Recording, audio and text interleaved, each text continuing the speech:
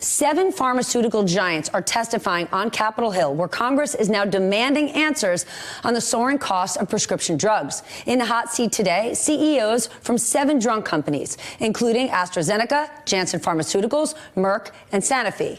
Big Pharma reputation has been far from favorable lately, but favoritism is over here. Profitability is up here. Last year, a Gallup poll found that they ranked dead last in popular among the nation's largest industries at a whopping negative 53% rating. But government spending on prescription drugs continues to rise. That's what's important. So fine, they're not popular. They're making money. Despite the cost, their products are necessities.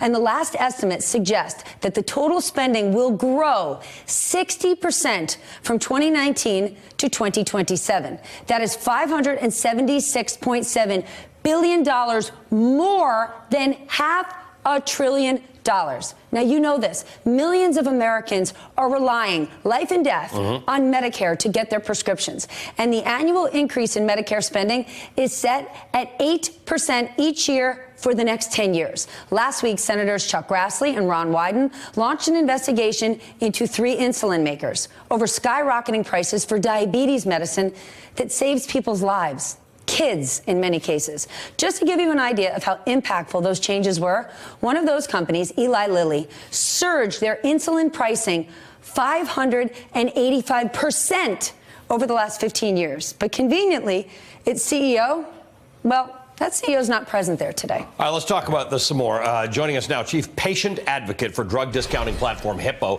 MJ Hagar. MJ, good to see you. Thank you for being with us. Thanks for having me on. How you doing? Good. I'm not 100% sure that we need hearings for this because we all know exactly in detail what the problem is. So what do you expect following today's hearings? Are these companies going to feel public pressure as a result of them? Do they just know how to show up to these things and give the answers they know how to give without anything happening? You know, I'm glad to see the hearings. I think it's a step in the right direction. But I do think that if we are just looking for a villain and want to simplify it and point the finger at one group, I don't think that that's going to solve the overall problem. I'm glad to see hearings on insulin, but we have problems across this industry, things like albuterol, breathing treatments. You hear about EpiPens, which are life-saving for people with allergies.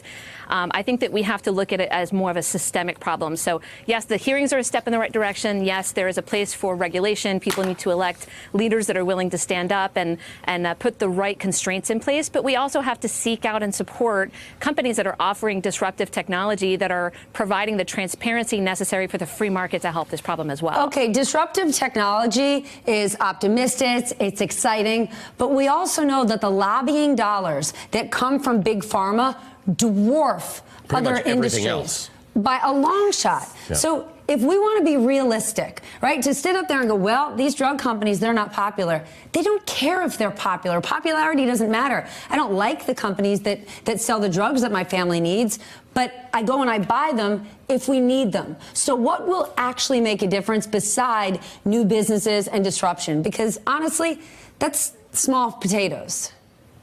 So I spent 5 years working in healthcare, and I think that most people who've even touched this industry understand that it's an unsustainable model, that we've got to reduce prices and provide quality care to more people and not make it a, if you can afford it, then you can be healthy situation. But I definitely think that the answer is twofold. Again, we have to elect representatives and, you know, people, lawmakers that are going to be able to stand up to, industries like this. They have to say that they're not going to take corporate dollars. They have to not take money from private prisons and big pharma and like all of the areas that we understand that these dollars come from. So we need to elect courageous leaders. Meanwhile, what can we do as consumers? We can demand transparency. We can demand to be, to have our pharmaceuticals treated like every other industry that we shop in. We go in, we can do research.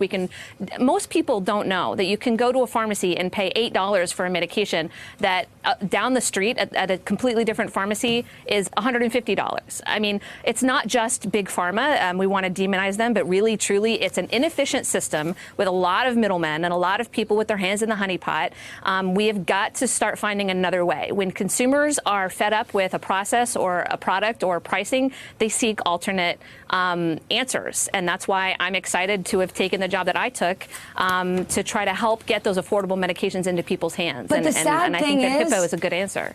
The drug situation is unsustainable for consumers. It's not unsustainable for those companies. It's great for those companies. And it's tough to find elected officials that are really going to stand up because, let's be honest, so campaign dollars affects elected officials on both sides of the aisle.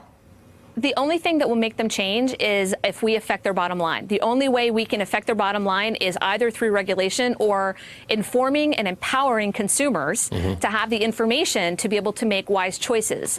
Even doctors don't even know how much the meds are going to be when they're prescribing them to people. People have wildly different insurance plans. Because they don't care.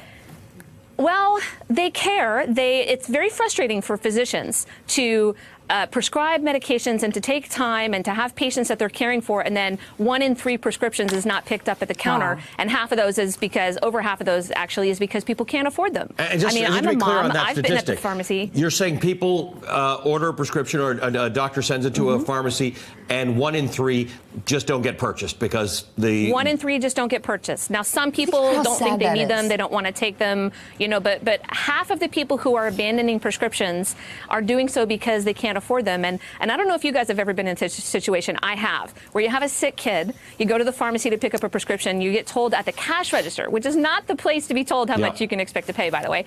You get told with the crying kid in your hands, that's going to be $150. I myself have cried saying, oh my gosh, I can't afford that. And with HIPPO, you can actually go on the website, you can find out how much you're going to pay before you ever get to the pharmacy. You can choose the right pharmacy and whoever has the $8 versus $150.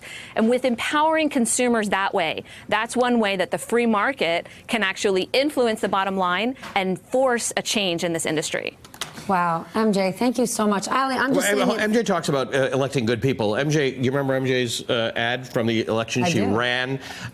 She's a combat veteran. Are you running again?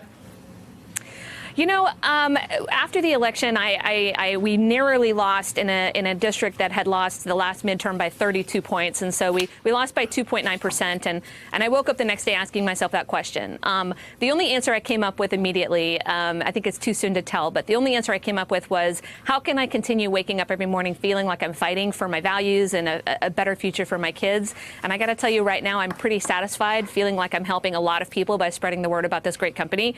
But possibly. It depends on, what happens. As a medevac pilot, I tend to look for the fire and rush there with the biggest bucket of water I can. And if that ends up being running for office again, then that's what I'll do. Hey, MSNBC fans, thanks for checking out our YouTube channel. Subscribe by clicking on that button down there and click on any of the videos here to watch the latest interviews and highlights. You can get more MSNBC for free every day with our newsletters. Just visit msnbc.com/newsletters to sign up now.